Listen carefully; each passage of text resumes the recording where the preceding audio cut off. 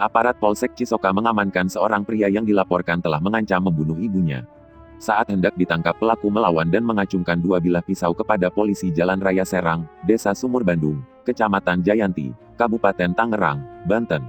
Kapolresta Tangerang Kombes Ade Arysyam Indradi mengatakan peristiwa tersebut terjadi pada Selasa, tanggal 24 Maret tahun 2020.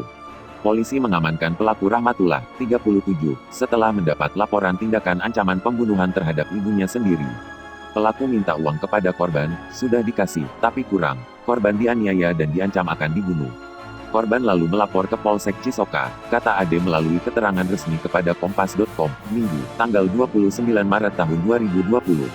Menindaklanjuti laporan tersebut, polisi langsung mendatangi TKP mencari keberadaan pelaku. Namun pelaku tidak ditemukan. Saat dicari, pelaku ternyata sedang duduk di depan Indomaret. Pengamanan dipimpin Kapolsek Cisoka, kata Ade.